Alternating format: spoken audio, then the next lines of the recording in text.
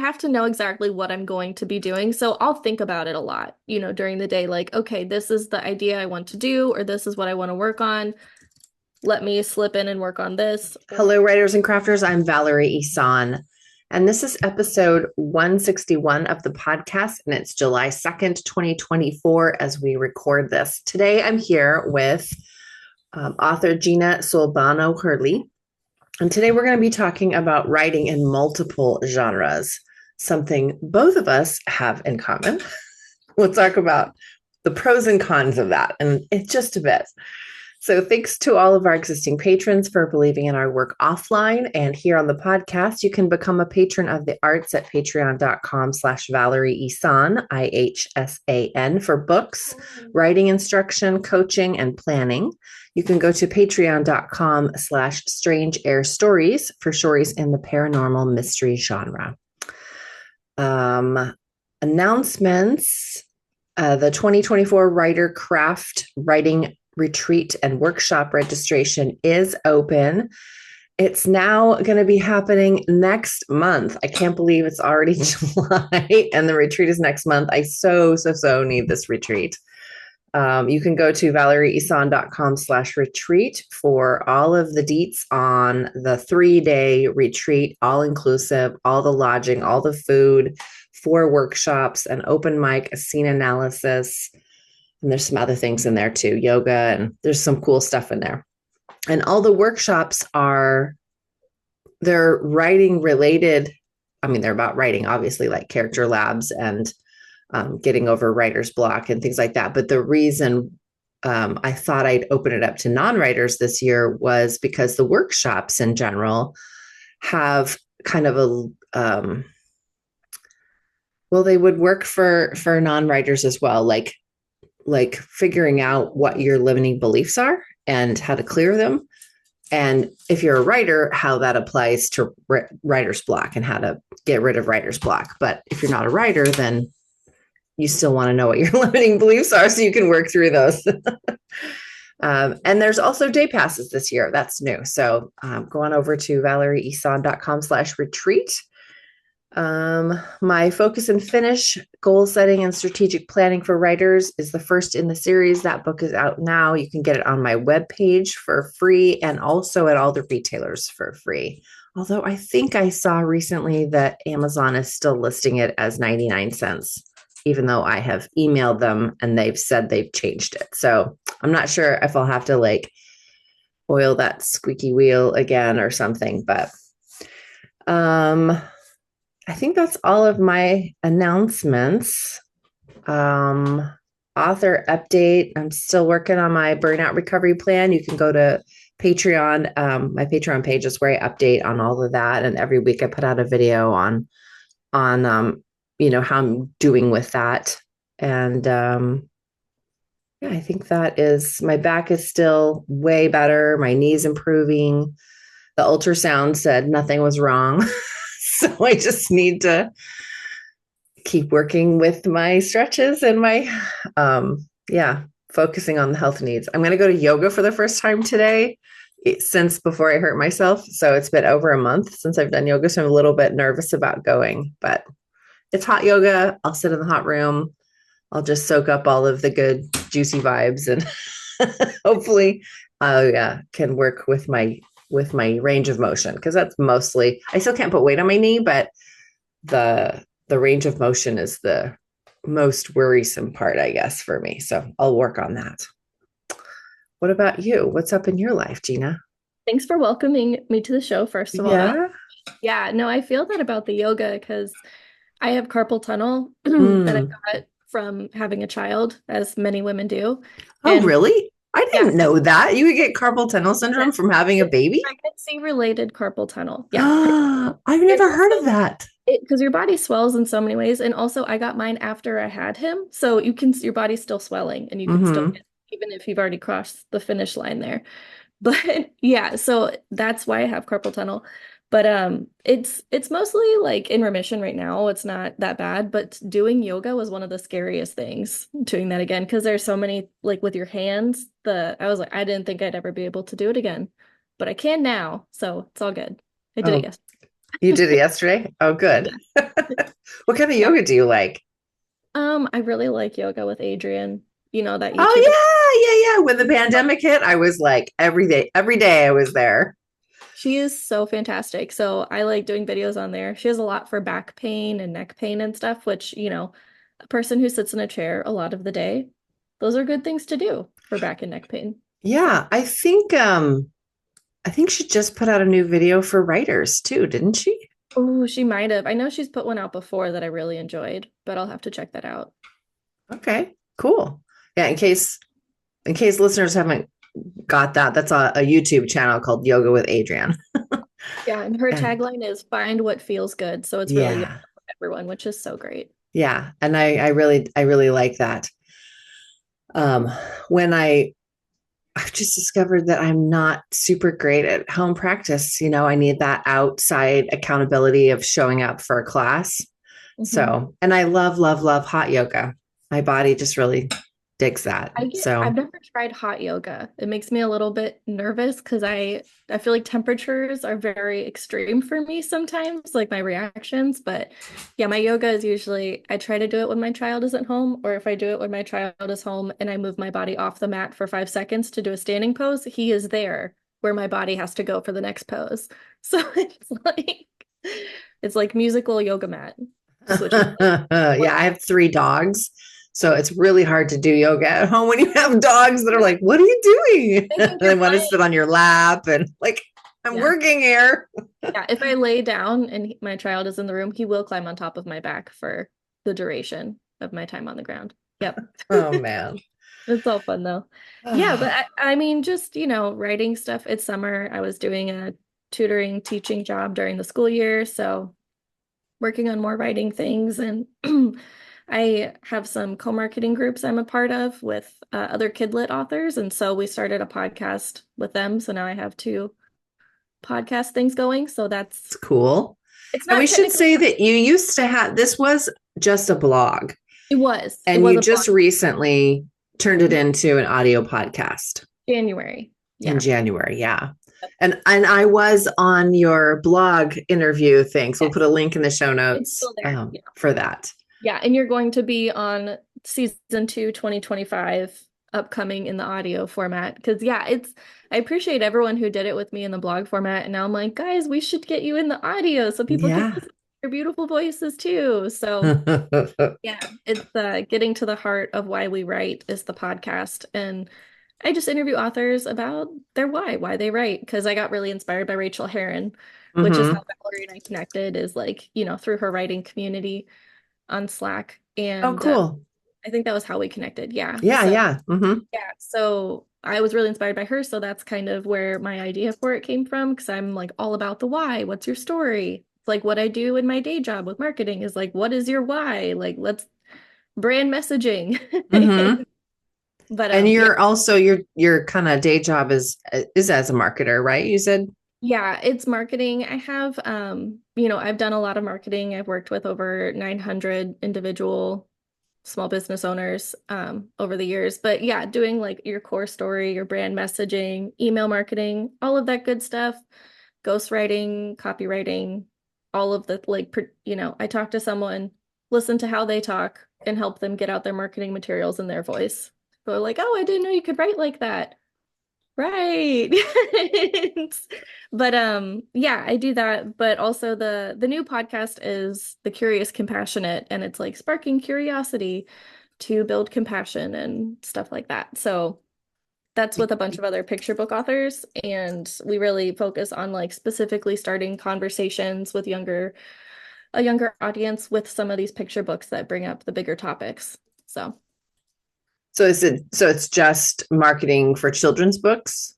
So that's like a podcast that I do with one of my co-marketing groups, and it's focusing mostly on children's books, but it's like having conversations around larger topics. The first episode was using books as bridges, so Mm. building bridges with books, like Hmm.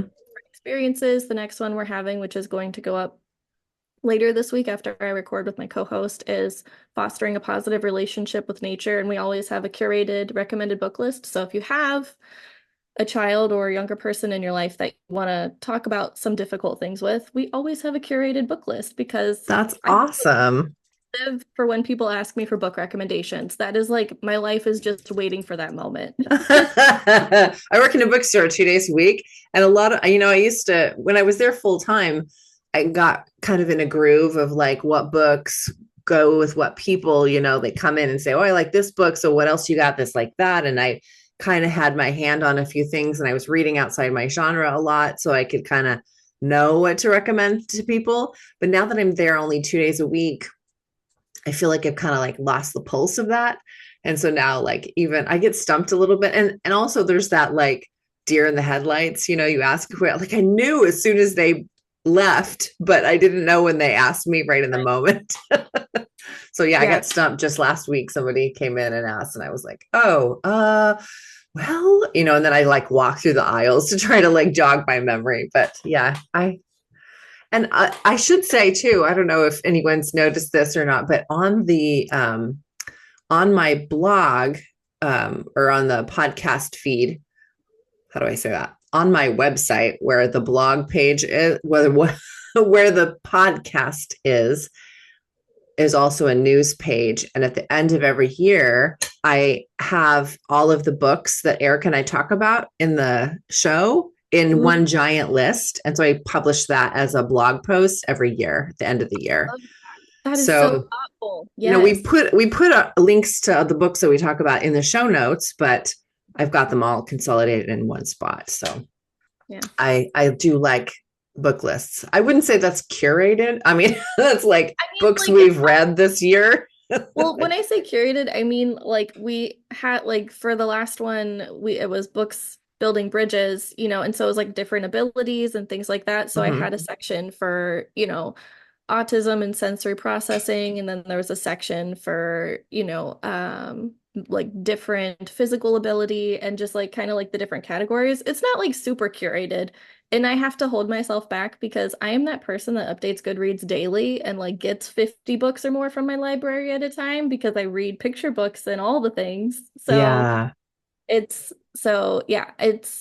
like a list of just starting that curiosity in the different categories, but I guess it's curated loosely curated.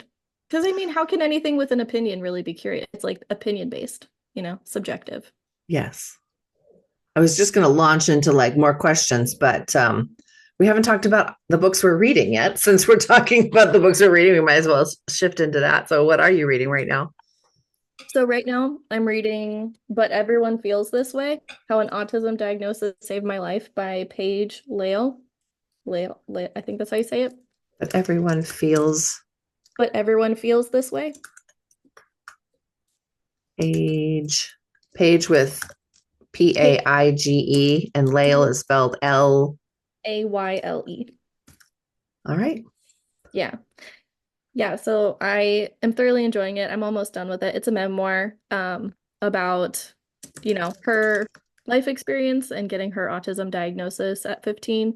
And it's just really interesting. I kind of have like I'm that person who like I'll go down a rabbit hole and order like all of those books from the library. So I have a lot of autism memoirs on my shelf because of learning more about my own brain and maybe some things that might have been missed in my own experience. So it's really fascinating. I love memoir. And then I'm also reading Quit by Annie Duke. Oh. Is that a nonfiction? It's nonfiction. Yeah. So the other one's a memoir. This one is a nonfiction. And actually, I'm just really behind in Rachel's episode of Ink in Your Veins. And so this is one of the ones she recommended reading with Sasha Black on one of her Black Heron Oh, episodes. yeah. They have good recommendations for business books and stuff. I've taken a couple of those. Profit First was another one that I got from that podcast, that the Black Heron. Yeah, I have that one in my want to read list. I like every time I have to pause it and like add them to my Goodreads and things so I don't forget. Yeah. But it's really good. I enjoy it. I haven't gotten too far into it, but it's very interesting. Yeah. Okay, What about cool. I just last night stayed up too late and finished an arc. It's called Trust Me. It's a novel by Scott Nadelson. and it takes place in the Pacific Northwest where I'm at, and it sounds just like basically where my retreat is. Like he lives in a cabin on the river and near Eugene, and he's a single dad, part-time dad, like I mean not part-time dad, but co-parenting, and has his kid, his 12-year-old, on the weekends. And so she comes out to the cabin on the weekends, and it's just sort of their relationship and these little vignettes of like life on the Mackenzie River. And so that I just finished last night, and I'm still picking through Sasha LaPointe's essays, Thunder Song. Oh, I love a good collection of essays. Yeah, and she wrote the memoir that I really loved, Red Paint. Okay. She's a native Washington native person, and yeah, and it's her memoir, and I love the ancestral side to it. I mean, she talks a lot about her grandmother and her great great grandmother and the stories, and it was really really good. I really liked that one. So that's her collection of essays that just came out. This is also an ARC, but it's in stores now as a hardcover. And today I'm going to start reading The Entire Sky by Joe Wilkins.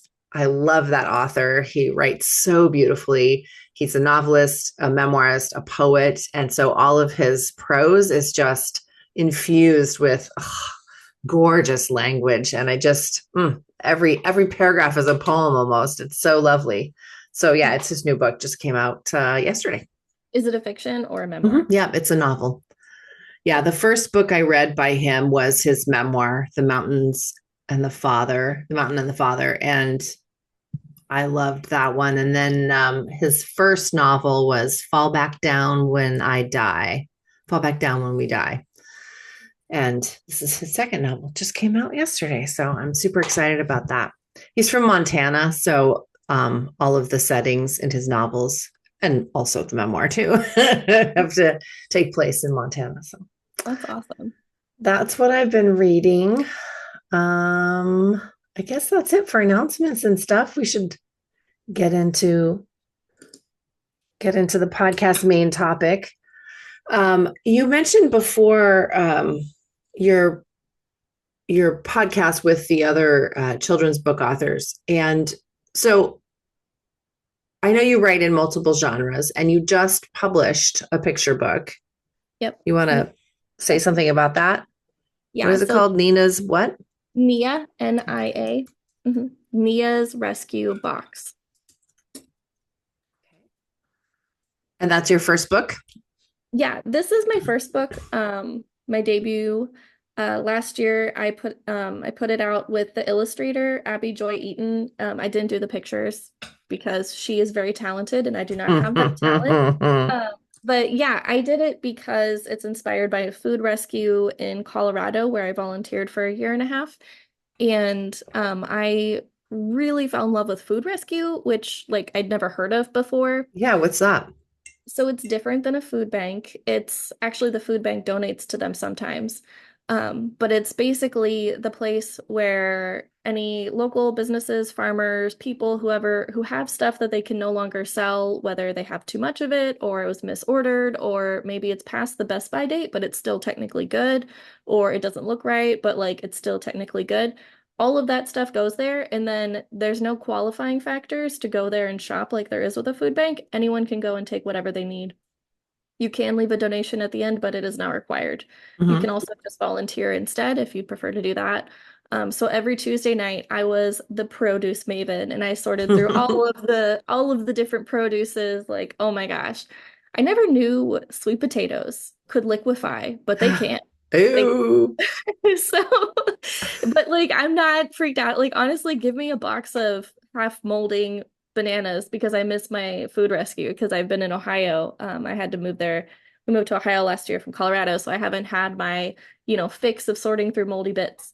But yeah, I really wanted to do something to tell more people about food rescue, and then also the profits, 50% of the profits of my picture book do go back to the rescue.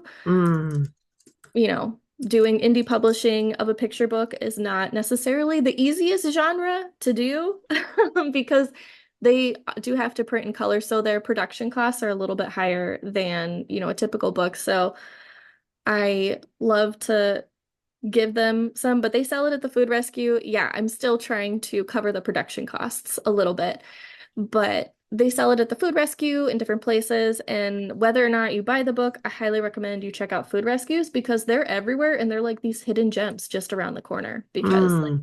you even know. And they have Hmm.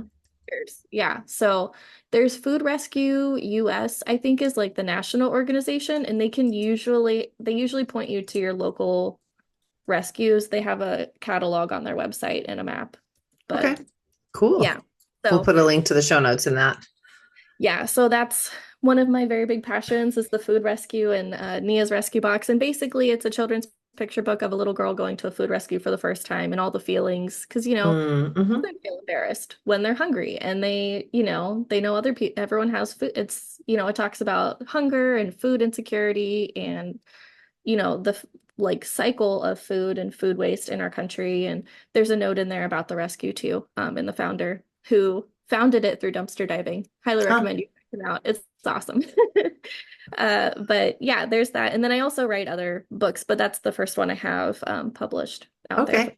So what else do you write then? So you write in multiple genres then. Yes, I So always have projects going in several different genres. So right now, I have various different picture book manuscripts that I'm toying with that are either, various stages of drafting or fully revised and querying and all of that.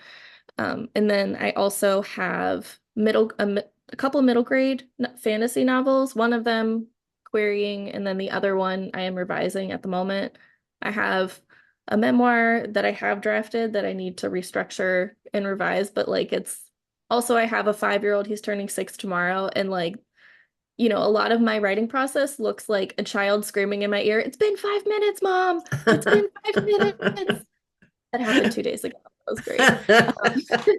So it's like I have a lot of these different ideas and projects going, but I do finish some of them, but it's like it's not a clear linear like I like to think I sit down with my tea and like what shall I work on today? No, that's not how it goes. Oh.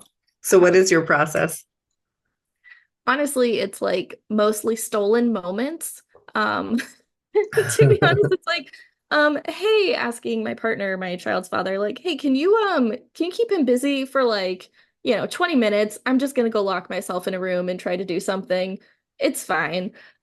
So most of the time it's me locking myself in a room, and so, within about 10 minutes, my child will start body slamming the door.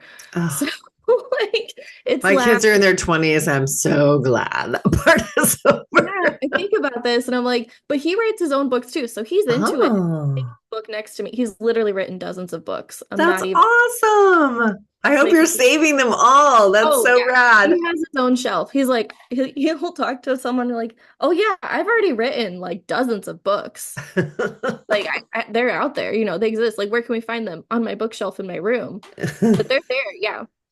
He gives them titles, but he always wants me to write. He's working on learning to read, and so he wants me to write the words for him sometimes Hmm. and immediately read it as he goes because he likes the positive reinforcement as he's drafting. Unlike me, I like to keep it private, draft back quickly and ugly and then get through it.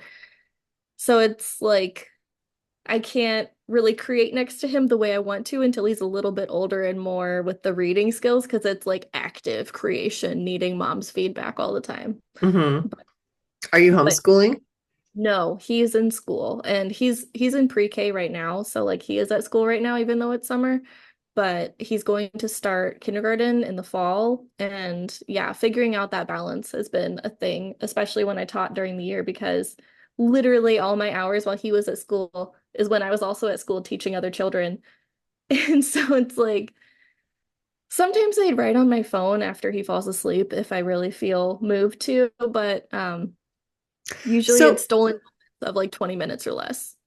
people say that often. I hear people say that they write on their phone in between or at lunch breaks and stuff like that. So I have kind of an image of what that looks like, but what does that actually mean? I Google mean, are Docs. you like Google Docs. texting with your thumbs? I use my thumbs. It's Google Docs. I have a Google Docs app on my phone, and so that's where pretty much all my manuscripts live all the time because I have different devices I'm working on them, and it's just like I don't want to have the wrong file of Mm-hmm. it. So yeah, all of them live in Google Docs, and I just open that app and I'll open the document and just type into it. Like, yeah, it's not. I went to 20 books to 50K one time. One time I did that. And I went to this, I just blanked. Oh, it was Kevin Tumlinson.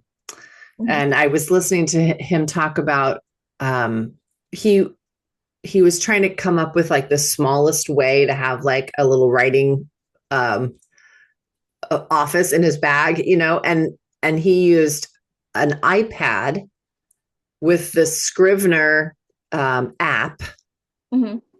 and then the little small magic keyboard Yeah, that's Bluetooth. And so it's small, and he could then just prop up his iPad and type anywhere. And that was a really small, like writing desk. And yeah, so I wonder if you've thought of using your phone and yeah. Google app would that be easier with your carpal tunnels and stuff? I mean, it probably would, but realistically, like I have a child who will know if mom is up. And Mm-hmm. so if I take like I'd have to have a keyboard and stuff in bed with me or So this is really stolen moments. It's not like I'm waiting in the car literally. while he's in yeah. No, no, no. No, literally stolen moments. Like a few times I have a laptop and a desktop and a phone, and so sometimes I'll have my laptop with me when I'm out and about and working. And I'll get to his school like 5 minutes early, and I'm like, those 5 minutes are mine. Like, let's do this. Mm-hmm. And a lot of times where I've got most of my work done is I have noise canceling headphones that literally aren't even connected to anything. They're just like when you're doing lawn mowing and like yard work, those ones, just like Mm-hmm. canceling out sound, not connected to any electronics. I'll put those on and open my computer and sit on the couch next to him while he's playing video games and like work on something and try to do that for as long as he'll let me before it's like, Mom, hang out with me. But yeah, I think I told Rachel one time in an email, Rachel Heron, I was like, I did write the first draft of the fantasy middle grade that I'm revising at the moment. I literally wrote it in 10 minutes every morning over the span of 3 months. Wow. And most of that time was him standing there staring at me, waiting for me to finish. And I was like, I just need 10 minutes. Just give me 10 minutes. So, how did you set up? Let's talk brain hacks here. Mhm. So, how did you set it up, systematize it so that you could slip in and out in 10 minutes? Because it takes me 10 minutes to, like, Yeah. I don't know, arrive at the desk, even. I don't know how to slip in, slip out. How do you do Well, that? it's usually like I'm not working on all my different projects every day. Usually I'll have one that I'm focusing on for a while. And so that's why picture books have been so great as a parent because it's a really short manuscript and I can reread it quickly and get into it. So I have been kind of picture book heavy in my work lately, just what I've been working on. But I do have, very organized folders in my Google Drive. And also I date every document. So it's like I know which one is the one I need to slip into. So I can just put in my search bar in Google Drive, like the name or go to the folder and I'll see which one has the most recent date and I click on it and I'm just like, okay, we got time. Let's do it. And by adding a date to every document, you mean, In the name of it. So in the name of every file I have, because someone told me this during a writing webinar one time and I was like, oh my gosh, that's so great. You don't have version one, two, three, four, five, final, final, final, final, final, mhm. final, final. Like it's like final point too. Yeah. So someone told me that. I was like, that is so smart. So putting the date as the first part of the title of the document, because then I'll always be able to see it no matter how small the file is on my screen. Like I can see which date and Mm-hmm. I'll know which file because I'll know in the file folder. I have all my projects organized in a file in my Google Drive with the name of the manuscript, and then all of those different versions are in there. So, So that just helps you know, like, but you already know Okay, I got 10 minutes. Yeah, And I'll this know is the which one manuscript I'm working on today. I'll know which one I want to work on. So like if I had a really good idea for a picture book I want to draft, I'll just open it up and like, type. I can type pretty quickly. So I can With your write, thumbs. yes, with my thumbs, or sometimes I have my laptop. So I can write a really bad picture book draft in like sometimes maybe 10 minutes. That can happen. It's very bad. I don't want to show it to other humans yet. Uh-huh. Can do But it that. gets you the idea out on the Yeah, page so it that gets you it can there start for working with it. somebody. Yeah. And so with my middle grade, it's taken me a long time to start revising it and then to get to work on revising it because it feels bigger, with those tiny pockets of time that I literally steal from my family, which they're fine with, and they say they're fine with it. But then why are they outside my door telling me to come hang out with them? So it's like Maybe they don't I understand what it means. Yeah, no, they get it. I like they are very supportive of my writing, and the moment I had my book shipped and my child was like, "Oh, this is your book, Mom? Oh my gosh, can we read it every night? This is my favorite book Hmm. now." That actually happened, and I was like, "Oh, I'm gonna cry my life is complete." now. So sweet, but they're my biggest fans. But yeah, it's tricky. I have to know exactly what I'm going to be doing. So I'll think about it a lot, during the day, like, okay, this is the idea I want to do, or this is what I want to work on.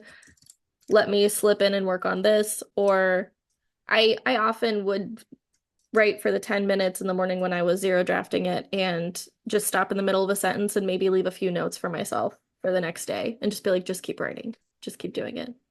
So when you say you stop mid-sentence, maybe leave a little note, Hmm. do you do you actually do that? Like that just sounds I literally wrong for me. I've heard other people say that. I'm like, no, what if you forget what it is? You have to at least no. finish the sentence. It helps me so much. If I didn't stop mid-sentence, I would have been so much slower drafting that one because I'm like I mean, it doesn't have to be super complicated and the sentences, you pretty much know what you're writing. So it's not gonna those last 3 or 4 words of the sentence aren't gonna be anything brilliant. It's probably like, close the door. Mhm. Something coming, close the door. Like it's a So you simple. would just write close the and then turn off your document. Yeah, I would. Or I will literally, yes, I will finish mid-sentence and leave it and then just make a few notes about what needs to happen in the rest of the scene, like, character, fight other character, or go to school, or I don't know, just Hmm. something super basic and quick because, like I said, I basically only had use of like a small fraction of my brain while also the other fraction was over there being talked to. With the yes, Yes, yes, so multitasking, which multi they say actually doesn't happen it's anymore. a myth. It's a It's a myth. myth. Literally, I've read the studies because at one point in time, I had a blog called The Multitasking Misses because I thought I could do everything all the time. Hmm. Because why not?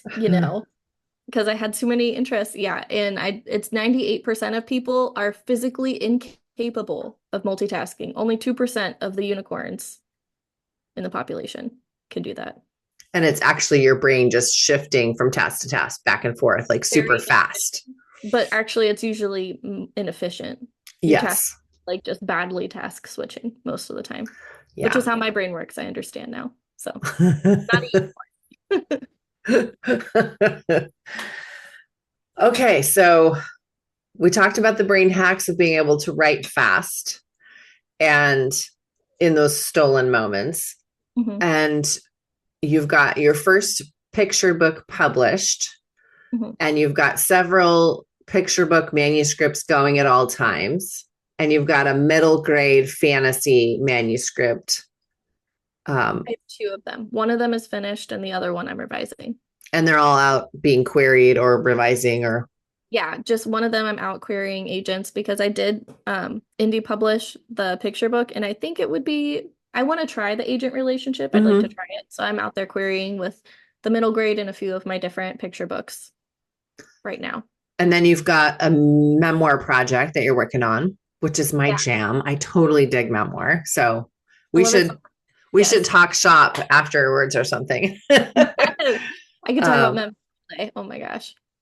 Yeah. and I have anything my, sorry, go ahead. I'm just in my head, like listing out the different genres you write in. So Yeah. children's picture books, the middle grade fantasy, memoir, anything else I'm So forgetting? those are the ones that I'm actively working on and thinking about. However, in Huh? my life, I have written other genres to full draft, but like not gone back and revised necessarily.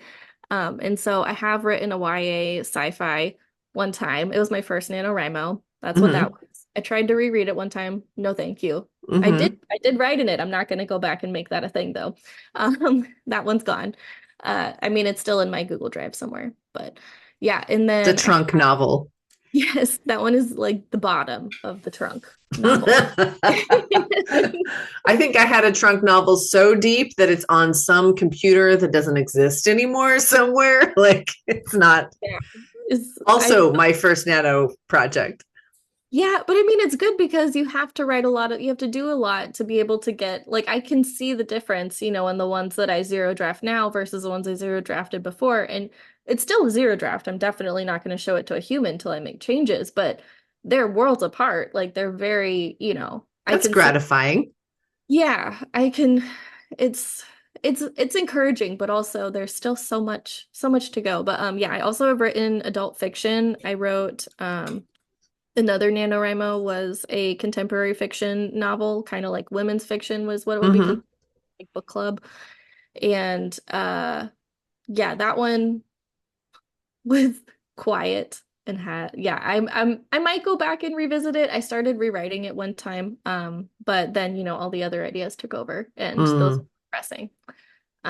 Yeah, so I have written in adult speculative fiction and women's fiction, and I have a book of essays I started because I love that format. I love writing nonfiction Mm. essays. So good.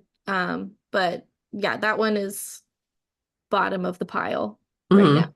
Mm. Um, yeah, so those are all the genres, middle grade, YA, in sci-fi and fantasy, and speculative adult, and essay and adult memoir. And I've written some that might be considered like board book, not picture book for children. Mm-hmm. I also I have I started my middle grade started as a chapter book, so I have written chapter book, but then I rewrote it and revised it as a middle grade. Mm-hmm.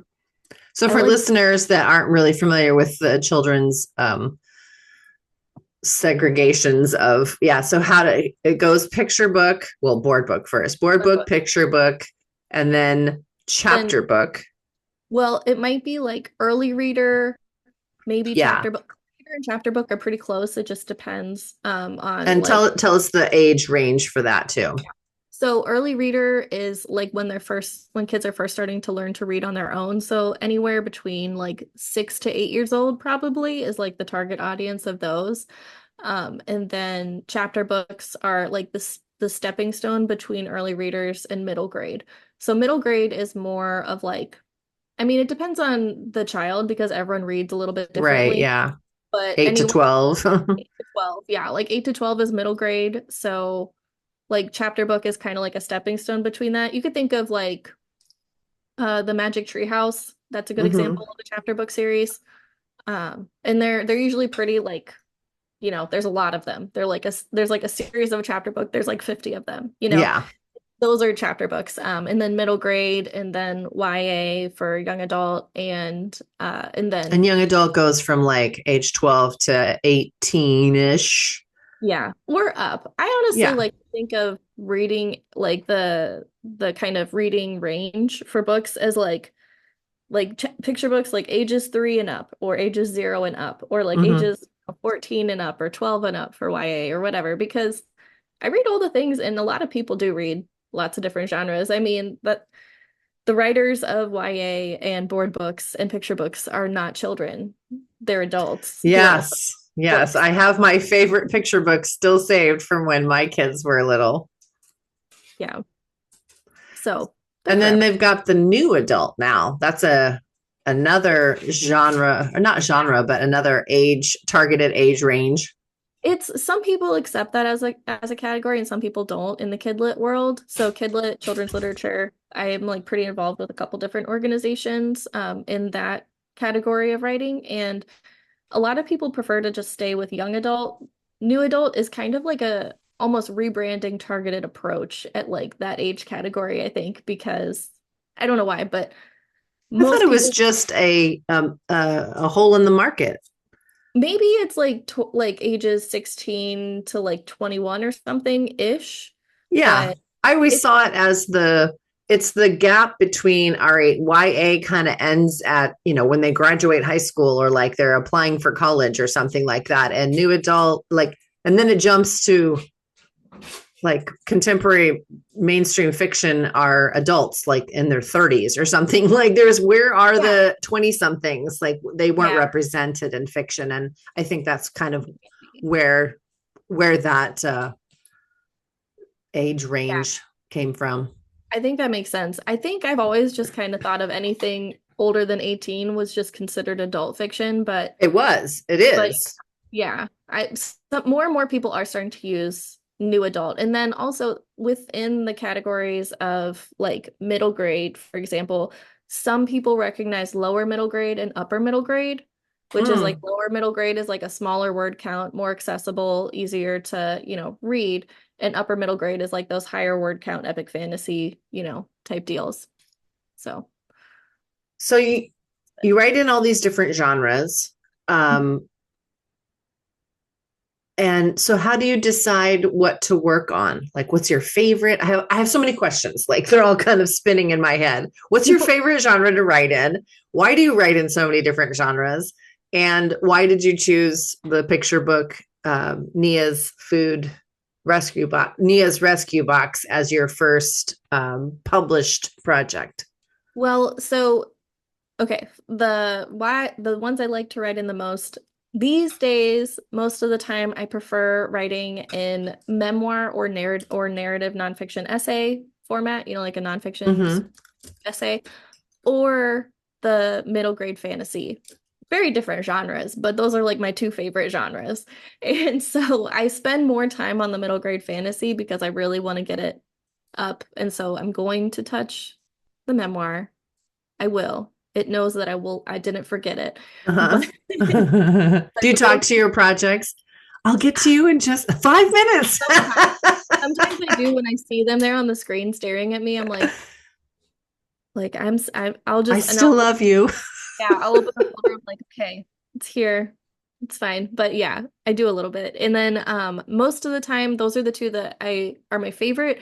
But if I just have like a quick few minutes and I haven't planned exactly what I'm gonna do, I'll work on some sort of picture book. Like I'll drop in on one of mine that I need to revise and just kind of touch it up a bit, or I'll draft a new idea or catch some of my ideas. I have a running document of just ideas, and it makes no sense to any human other than me, and also sometimes me, which is fine. Inspiration. So sometimes I'll drop in there, see a line of something, and just draft a picture book, real quick. But Nia's Rescue Box, more because it was tied to the community and that specific organization and that whole food rescue movement is why I chose it. I did query it a little bit first. And honestly, I could have queried it more, and I'm sure someone would have, picked it up. I queried like two or three people. It wasn't a lot. Like I've queried other things much, much more.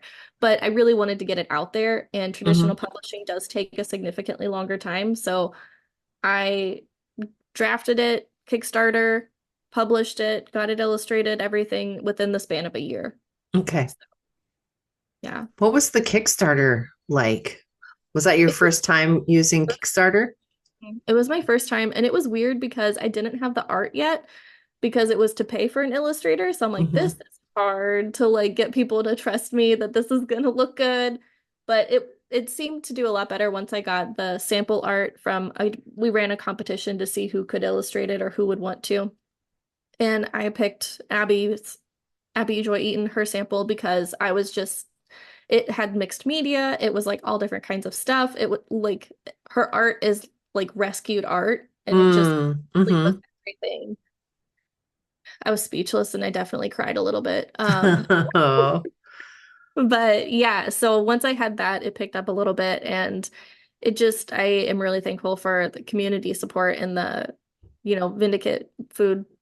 organization Vindicate Foods being behind me and putting out, that out there. So it's out there in the world now, and they do sell it at the rescue. And, I did some events there when it first published and some readings, and that was fun. And that's in Colorado? Yep, that's in Colorado in Fort Collins. Is that where you're at now? Or did you move to Ohio I or from accidentally, Ohio? I both, Okay. both. My, it's weird to say it out loud and put it on paper, but I grew up in Ohio. We moved to Colorado, Fort Collins, Fort Colorado in 2015. We moved back to Ohio in 2018 after our child was born. We moved back to Colorado in 2021, Fort Collins, and then we accidentally moved back to Ohio last summer. Okay. It was an accident. Accidentally. We were coming to stay while we finished selling our home, and we were in the process of moving to Iceland, but I have a whole blog post on my blog about it. I'm supposed to be in Iceland right now. I'm not as emotional about it anymore, but yeah, it's like Is Iceland still in the horizon? Like, it's in the horizon has moved very far, but I will never stop that dream. okay. That's still happening.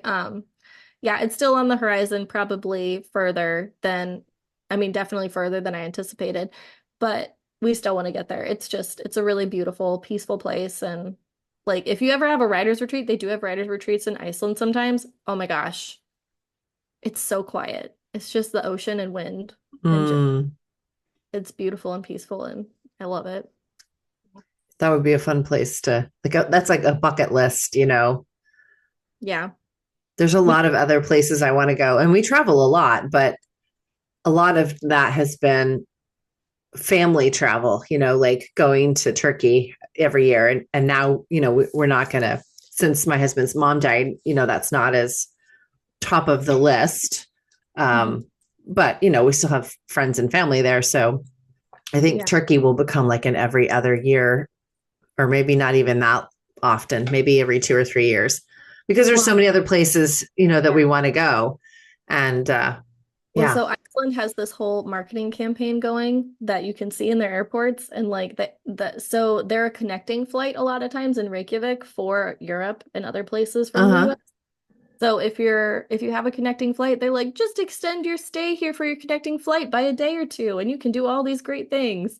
It's really funny to me. It's just like they're trying to market it, which is great. I mean, Not as a yeah, destination space, but as a layover no. spot. Yeah, like an extended layover. That's what they're doing. A very specific marketing campaign as an extended layover. Yeah. But how does that work though? Isn't that just a three-pronged like multi-city? Like if you're booking a flight, I I don't guess. I mean, you it can costs more still, to do a multi-city. yeah, I don't know. I don't know.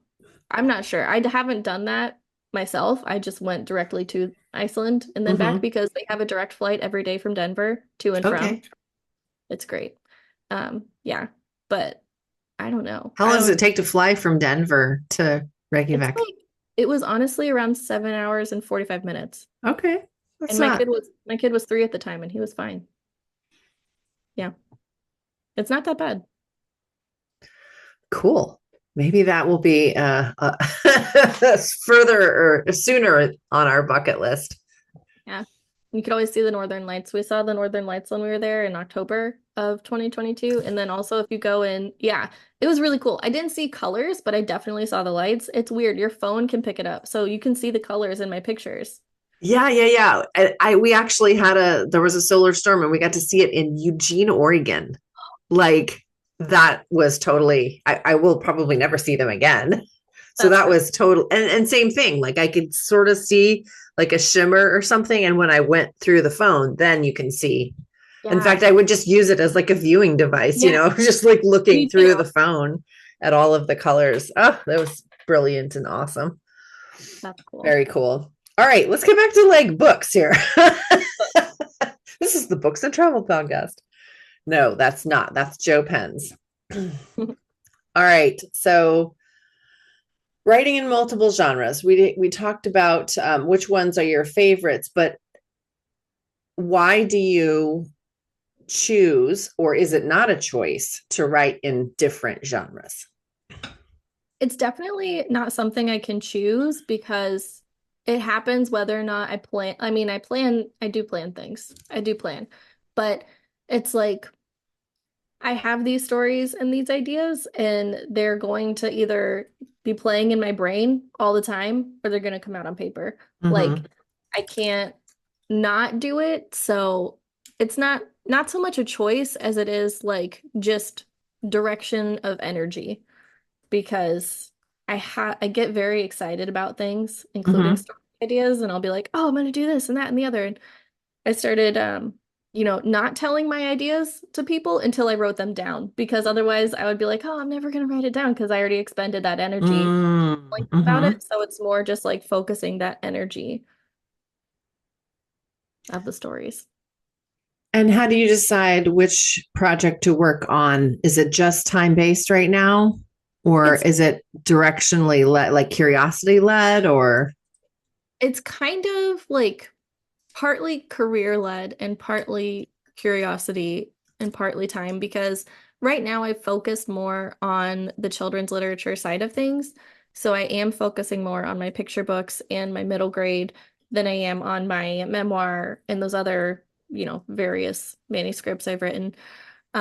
Because I have, I think with my time and where my energy is directed right now is just in the children's literature side with the middle grade and the picture books. But I definitely still sometimes touch, my manuscript of my memoir and look at the essays or write down some new ideas. But I would like to, what I'm trying to do is be more focused in my direction. And with that, like get an agent or start. I have sent some to publishers that take direct submissions. I'm doing some of that to actually get the stories out and off of my brain space so Hmm. I can move on to the next one. So yeah, I'm more focused on the children's side, and also because I do read so much of it a lot of times with my kid. And that's just the amount of time I have right now. It's not super easy to sink into like I cannot do not an adult fictional story right now. That's not something I can do. That's too much. Too many words to sink into. Okay. Yeah. I had a question and I lost it. Okay, so what does when do you do the querying and the submissions? Is that something that you do in your stolen moments? Like, I don't know that I would have the brain focusing power to do that in a 10-minute thing. Like, again, it would take me 10 minutes just to get the laptop open and find the web page where the contact form is. And even if I've already written the email in some other, 10-minute block and dragged it over, like it would just take too long. How do you do that? How do you do So the that, marketing and the admin of a yeah, writer's life? very good question. In the screaming moments where I told you a couple days ago, where my child was like, "It's been 5 minutes, Mom." I was like, "Oh God, please just let me." So that was me drafting a query letter and writing a sales sheet for one of my books to submit to query an agent. And that took me about half an hour, which was longer than the 5 minutes I told him. Yes, I didn't anticipate I was going to do the whole thing, but I was like, I'm just going to start it. I'm like, I need to finish it now. But yeah, it's literally in the screaming moments, which like I I that's what writing is when you have a family. I mean, when you Hmm. live with other people, that's what writing is when you live with other people, maybe is a better way to say it because, other people have expectations or, if you have young children, they need more, they request more attention, um, than older children would. And so I sometimes sit between my partner and my child while they're playing video games and I'm like editing my podcast or I'm like doing the admin. I do a lot of the admin work on my laptop, on the couch, in between video games. Um, that's where most of it gets done. Or right now, since I'm not teaching during the day at the moment, I do it while my kid's at school. But it's stolen moments and screaming moments. Okay. I mean, I understand too that it's like very much a season of life. I try to recognize that because Hmm. like there are these times where, when he was a baby, I was able to just like keep him on my chest and like do stuff and write things and whatever. Also, my brain didn't really work because brain fog and also Hmm. being able to sleep for more than 4 hours at a time had not yet happened. Yeah. but it's that season, so I try to do what I can and just move on and not carry over a ridiculous to-do list to the next day. That's a process I've been working on, trying to be more realistic. Yeah, I'm still trying to work on that one. I don't think anyone ever has it figured out. Like that's if they do, they're lying to the world and themselves. But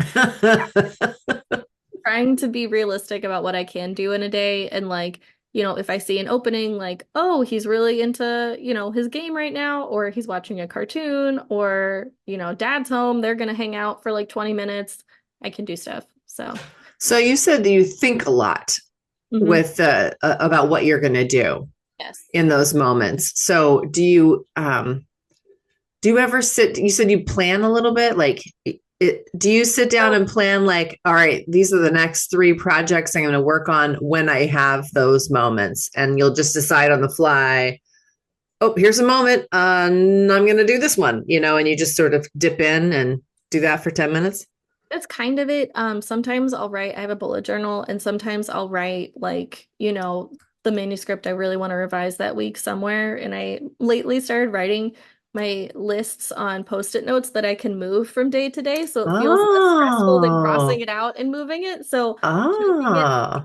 like edit podcast, blog post and graphics is on its own post-it, and then add sidebars, revise manuscript, that's on its own post-it. Because I have one I'm working on that's like nonfiction, picture book, and so I'll like try to have their own post-its and move. It feels less stressful that way to me these days. But yeah, I try to think about which ones at the beginning of the week, and a lot of times, literally, when I'm sitting with my child while he's eating food or doing dishes or doing some like, you know, repetitive, mundane thing like folding laundry or driving or, whatever, I'll just be thinking about that. So, And okay, so it's written out so you can get it out of your brain, like, oh, I don't have to remember to do that because it's written yeah, down, but also you're still thinking about like sifting through I'll be the, thinking about ideas for it or like different directions to take it. So, like, if I'm thinking about working on my middle grade, I actually really need to work on this origin scene in my middle grade that I stopped mid-scene because I had to. And yeah, so I'll be thinking like, okay, I want this character to do that, or I want to see this happen, or maybe that word will be better than this one, or I'll just kind of let myself like daydream about it a little bit okay, if I'm working on. okay. And then you always have a device with you, and you always have your Google Docs with you, and you always have your brain with you. So that's Yep. when you slip in and do it. And then I imagine it's just also a have to, I think it's hard for me to think about doing that because I don't have to do that. And so I haven't practiced doing that. So this notebook is my Mm-hmm. middle grade notebook because I let it sit for several months. Like I'm not gonna like I definitely the querying and submitting thing was just kind of like, I need to query and submit, but it's like one thing to say query an agent on your to-do list, and it's another thing to say like write out query letter to this person, do Mm-hmm. that, like very specific. And I hadn't touched my middle grade for months over last year because life was wild, and I just was like, okay, I really need to revise it. So this is my notebook for all of the things related to it. I don't have the manuscript drafted out in here, but like any idea, any character, any whatever. I got this for clearance for like $1, and it's covered in stickers that my students put on it because when they worked on their books, I had them all write their own books in Mm-hmm. my class. I would work on mine. And so I was Sneaky. like, yeah, so like if I open this, I get a sticker. If I open this or my document, even if I don't write anything and I just spend time with it, I get a sticker that day. That helped me kind of break past that part. Because yeah, there was a wall for like 6 months at least of To not working. get of not working on it. So Yeah. so sticker incentive, daydreaming I and stickers. seriously, I'm very driven by stickers. That's awesome. Driven by stickers. That could be a good blog title, I think. Yeah. All right. Well, we're coming into time. Um, are there any tips for our listeners about shifting back and forth between genres or the I don't know the pros and cons of so because I do that too, I guess. I write this, I don't write short. I do write per project usually. Sometimes I have a nonfiction project and a fiction project going. I haven't had a fiction project going in a long time. I come up Mhm. with ideas and sort of dip in, but it isn't ringing yet somehow. So most of my writing is nonfiction right now. But the first book I published was a memoir, and then nonfiction, creative nonfiction, and then the novel, and then another memoir, and then nonfiction. And so I'm kind of like shifting through those three genres, I guess: memoir, nonfiction, and novel, women's fiction. Right. And so business wise, like I don't know that that's like the best business choice because it's I better to write in a series. It's better, and I you mean, can right make anything kind of a series. I think at this point, you don't have to have. You can have multiple standalones be in a series yep. by Like tweaking a couple of things. So I think I've got the series idea good, but I still am shifting. Like every time I'm publishing a book, it's in a different genre. So that's not helping algorithms. It's not helping. So it's not good business advice, but a lot of writers do it and kind of have to do it for personal reasons. So tell me a little bit about that as we close. yeah, so I mean, I totally get that. And as someone who knows as much about marketing as I do, I know too much. And it's like I should be able to apply it better on my own end, but I can't stick to just one thing. Like I know so many authors who are like, I just write picture book or I just write middle grade. And I'm sure there's an agent out there who like lots of agents who would love that. And like, yes, let me place all these books. But there are also people who like the variety. And I mean, depending on what you write, no matter what the genre is, like your readers are growing with you. So, like Mm, if I'm writing picture books and middle grade and YA and adult, like those readers are growing with me through all of it and like they'll read that as they get older. So, I mean, yes, it's not necessarily the most like consistent algorithmic business practice, but I think I was reading this book that also was recommended through the Black Heron, I think, or maybe it was just on Rachel's podcast called The Practice by Seth Godin. I don't know if you've read that one, but he said something that made a lot of sense to me. It's like your work needs to rhyme. It doesn't have to be the same thing every time, but your work mm. needs to rhyme with itself. So it's like people can still recognize it as yours, but it doesn't all have to be the same. And, people will just like your rhyme. I don't know. Yeah, That's your voice is your voice, no matter what genre you're writing in. Yeah, it made sense to me. And I mean, yeah, there are some people who will love your fiction and not want to read nonfiction. That's fine. It's not Yeah. for, but it makes it a little more complicated for us, but we're not doing this because it's easy. So, We're doing it because we have to. yeah. It's a calling. Mhm.